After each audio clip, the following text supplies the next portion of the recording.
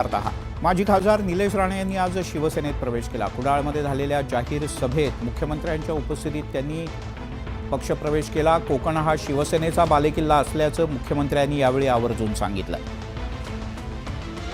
माजी खासदार निलेश राणे यांनी शिवसेनेत प्रवेश केलाय। मुख्यमंत्री एकनाथ शिंदेंच्या उपस्थितीत निलेश राणे यांचा कुडाळमध्ये शिवसेनेत प्रवेश झालाय। ज्यांनी सत्तेसाठी बाळासाहेबांचे विचार सोडले अशांचा पराभव करण्यासाठी निलेश राणे शिवसेनेत आल्याचं मुख्यमंत्री एकनाथ शिंदेंनी म्हटलंय। सध्या उपस्थितीत असलेले कार्यकर्ते प्रचारात उतरले तर समोरच्या उमेदवाराचा डिपॉझिट जप्त होईल असंही मुख्यमंत्र्यांनी म्हटलंय। बाळासाहेबांच्या विचारांशी ज्यांनी बेईमानी केली त्याचा पराभव करण्यासाठी निलेश राणे शिवसेनेमध्ये आले। ज्या मतदारसंघात राणेसाहेबांचा 2014 मध्ये पराभव झाला होता तो मतदारसंघ जिंकायचा आहे आणि एक चक्र पूर्ण करायचं आहे। कुडाळ मतदारसंघात निलेश राणे यांची लढत ठाकरेंच्या पक्षाचे आमदार वैभव नाईक यांच्याशी होणार आहे। आणखीन एक ठाकरे निवडणुकीच्या राजकारणात उतरलाय। राज ठाकरे यांचे पुत्र अमित ठाकरे यांनी माहीम विधानसभा मतदारसंघातून त्यांना निवडणुकीच्या रिंगणात उतरवलंय। माहीम मतदारसंघातून शिवसेना आणि ठाकरेंच्या पक्षानं सुद्धा उमेदवार दिल्यानं माहीममधली लढत लक्षवेधी असेल। माहीमचा किल्ला लढवण्याची जबाबदारी आता अमित ठाकरे यांच्यावर देण्यात आली आहे। माहीम विधानसभा मतदारसंघातून त्यांना उमेदवारी जाहीर झाली। शिवसेनेनं या मतदारसंघातून विद्यमान आमदार सदा सरवणकर यांना उमेदवारी आधीच जाहीर केली आहे। तर अमित ठाकरे यांची उमेदवारी जाहीर झाल्यानंतर काही तासातच उद्धव ठाकरे यांनी माहीममधून विभाग प्रमुख महेश सावंत यांचं नाव निश्चित केलं आहे। त्यामुळे या मतदारसंघात आता तिरंगी लढत होणार आहे। बरेचदा मी अनेकांना भेटलो, मी चालत जातो। चालत जाताना मला अनेक लोक भेटतात की आमचे हे विषय ते मी सोडून घेतो। त्याच्यामुळे माझा एक कम्फर्ट झोन आहे तर आपल्या लोकांबरोबर त्याचा आम्ही निवडून आल्यानंतर पूर्ण जनतेच्या मनातला आज फक्त जनतेच्या मनातला असेल त्या पद्धतीने आम्ही काम करणार आहे। जनतेच्या मनातला उमेदवार जनतेला मिळाला। आदित्य ठाकरे यांच्यानंतर अमित ठाकरे यांच्या रूपानं ठाकरे घराण्यातील आणखीन एक ठाकरे निवडणुकांच्या आखाड्यात नशीब आजमावणार आहे।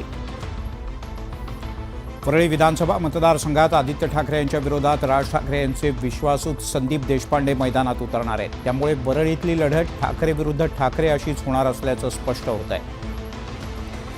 मुंबईतल्या वरळी मतदारसंघातल्या लढतीकडे राज्याचं लक्ष लागलंय, कारण आदित्य ठाकरे यांच्या विरोधात मनसेनं संदीप देशपांडे यांना उमेदवारी दिली। मागच्या 5 वर्षात बदललेल्या राजकीय समीकरणांमुळे आदित्य ठाकरे यांच्या समोरची आव्हानं वाढलेत। 2019च्या निवडणुकीत राज ठाकरे यांनी आदित्य ठाकरे यांच्या विरोधात उमेदवार दिला नव्हता। परिणामी 67,000 मतांनी आदित्य ठाकरे विजयी झाले। आता शिवसेनेत फूट पडून एका पक्षाची 2 शकलं झाली। भाजपही सोबत नाही। त्यातच मनसेमुळे मतविभागणीचा धोका वाढलाय। वरळी मतदारसंघात झालेल्या विकास कामांमुळे आदित्य ठाकरे यांचा विजय निश्चित असल्याचा दावा शिवसेना ठाकरे गटाकडून करण्यात आलाय।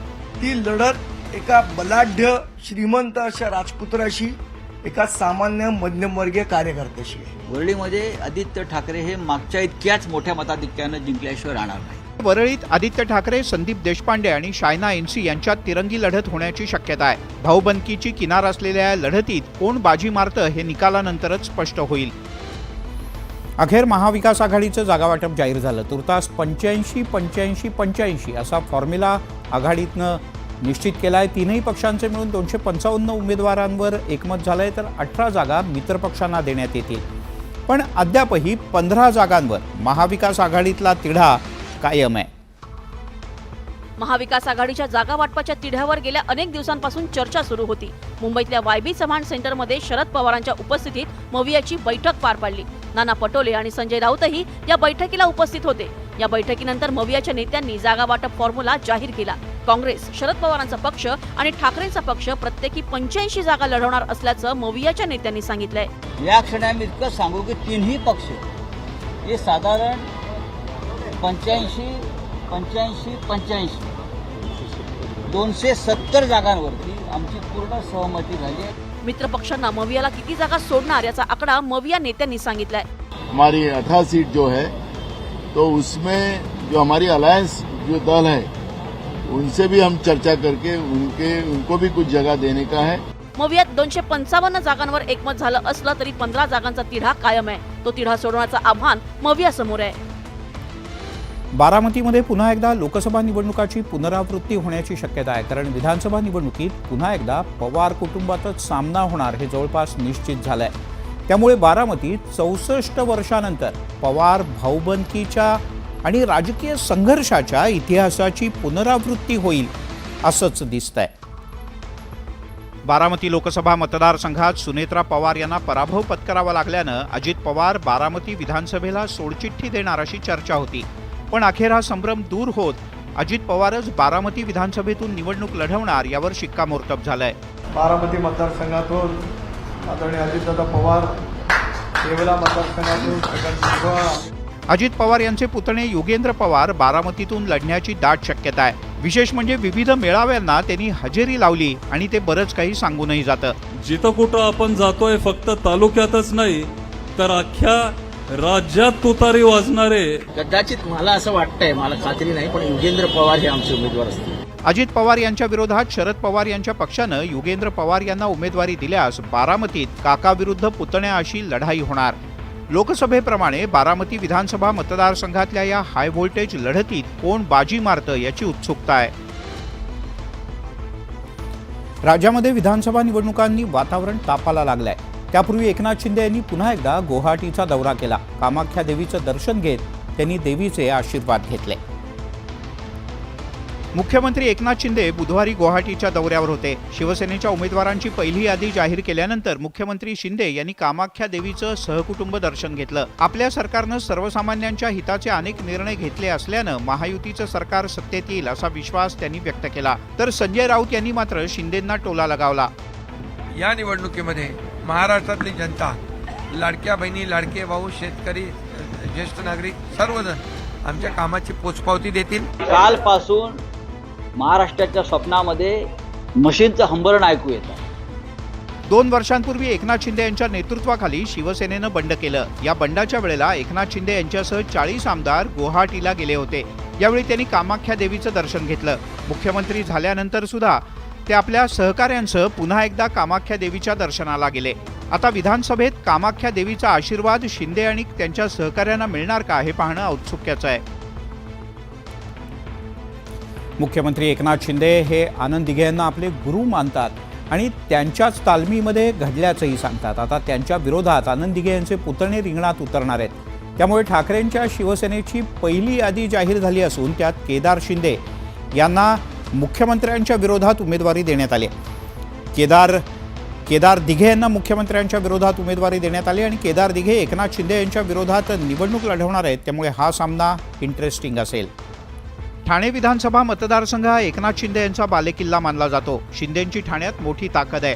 पण याच बालेकिल्ल्यात शिंदेंना घेरण्यासाठी उद्धव ठाकरे नवा डाव टाकण्याच्या तयारीत आहेत. मुख्यमंत्री शिंदे यांना ठाण्यात अडकवण्यासाठी उद्धव ठाकरे यांनी केदार दिघे यांना तिकीट दिलंय. ठाकरेंनी केदार दिघे यांना एबी फॉर्म दिला असून ते कोपरी पाचपाखडी या मुख्यमंत्र्यांच्या मतदारसंघातूनच उमेदवारी अर्ज दाखल करतील. स्वर्गीय दिघे साहेबांचे विचार घेऊन पुढे जाणारा त्यांचा वैचारिक वारसदार हे माननीय एकनाथजी शिंदे साहेब आहेत.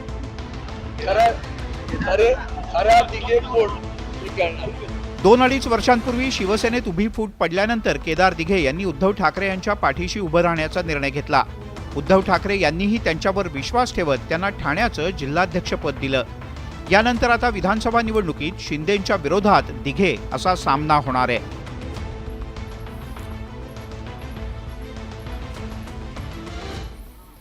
तटकरे साहेबांचा बाईट होत आहे.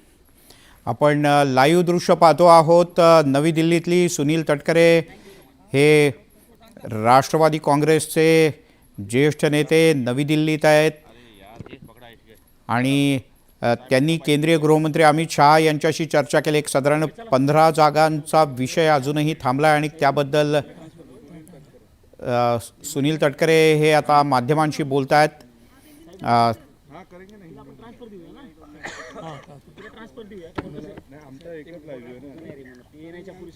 त्यामुळे सुनील तटकरे आज झालेल्या नव्या निर्णयाबद्दल काय सांगतायत हे पाहणं महत्त्वाचं आहे. राष्ट्रवादी काँग्रेस अजित पवार यांनी 38 उमेदवारांची यादी जाहीर केली आहे. काही जागांवर आपण आज दिल्लीत आलेला आहात. अमित शहांची भेट घेणार आहात का? मुख्यमंत्री असणार आहेत का त्या भेटीमध्ये? आणि तुमच्या जागा वाटपास फॉर्म्युला निश्चित झाला का? 288 पैकी जवळपास 260 जागांच्या आसपास आमचं एकमत त्या ठिकाणी झालेलं आहे. मुख्यमंत्री आज कुडाळच्या दौऱ्यावरती त्या ठिकाणी होते, त्यामुळे ते कदाचित उद्या येण्याची शक्यता आहे. आज आमची जी काय बैठक नियोजित होती ती आता उद्या दुपारी त्या ठिकाणी होईल आणि उद्या दुपारपर्यंत उद्याच्या बैठकीमध्ये 288 जागांच्यावरती पूर्णपणाने एकमत करत महायुती म्हणून 288 जागा निर्धाराने लढण्याचा निर्णय उद्या संध्याकाळपर्यंत निश्चितपणाने त्या ठिकाणी अपेक्षित आहे. सर, मग आज अमित शहांना तुम्ही का भेटलेला नाही? म्हणजे मुख्यमंत्री नाहीत म्हणून हे कारण आहे का? नाही, आम्हालाही काही विषयावरती चर्चा, मी आदरणीय अजितदादा, आदरणीय प्रफुल्लभाई, आम्हालाही काही विषयांच्यावरती चर्चा करायची होती. मुख्यमंत्री सुद्धा शेवटी ज्या काही जागा शिल्लक आहेत त्यावेळेला एकत्रितपणाने सर्वांनी चर्चा करणं आवश्यक आहे आणि त्या दृष्टिकोनातूनच आज आम्ही उद्या त्या संदर्भामध्ये आदरणीय अमितभाईंची भेट घेऊ, चर्चा सविस्तरपणाने करून आणि एक मताने निर्णय घेऊ. देवेंद्र फडणवीस पण आलेले आहेत दिल्लीमध्ये असं समजतंय, ते पण असणार आहेत बैठकीला, त्यांच्याशी काही ऑफकोर्स चर्चा? देवेंद्रजी असतील, बावनकुळे साहेब असतील, देवेंद्रजींच्या समेत सुद्धा आमची चर्चा झालेली आहेच. परंतु शेवटी ज्यावेळेला 3 प्रमुख मित्रपक्ष असतात त्यावेळेला तिघांची एकत्रित चर्चा केंद्रीय शिस्तचं नेतृत्व अमितभाईंच्या जवळ होणं आवश्यक असल्यामुळे आम्ही उद्या दुपारी बसून या विषयावरचा निर्णय नक्की त्या ठिकाणी करू. भेटीची वेळ आहे उद्याची काही ठरलेली? हा, जवळपास उद्या मंत्रिमंडळाची बैठक आहे असं समजतं. ती मंत्रिमंडळाची बैठक संपल्यानंतर त्वरित आमची बैठक त्या ठिकाणी होईल. नामनिर्देशन पत्र दाखल करण्याची सुरुवात आजपासून झालेली आहे, अधिसूचना निघालेली आहे, त्याच्यामुळे कालपासूनच निघालेली आहे. त्यामुळे जो काय कालावधी उरलेला आहे त्याच्यामध्ये 26-27 2 दिवस सुट्या सुद्धा आहेत. अशा वेळेला उद्या निर्णय आम्हाला त्या ठिकाणी करावा लागेल आणि तो करूनच आम्ही या ठिकाणी एकमताने जाणार आहोत. म्हणजे आज दादांचा आज दिल्लीत मुक्काम असणार आहे, उद्या काही ठिकाणी तुम्ही अर्ज भरायला जाणार होता अशी माहिती होती, ते रद्द झाले असं म्हणायचं का? हा, उद्या मी दापोलीला आमच्या महायुतीचे उमेदवार योगेश कदम शिवसेनेचे आहेत त्यांचा अर्ज भरायला जाणार होतो. आंबेपूरला आमचे ज्येष्ठ नेते दिलीप वळसे पाटील साहेब यांचा अर्ज भरायला जाणार होतो. अंमळनेर आणि त्यानंतर नवापूर याही ठिकाणी मी उद्या अर्ज भरण्याच्या निमित्ताने जाणार होतो.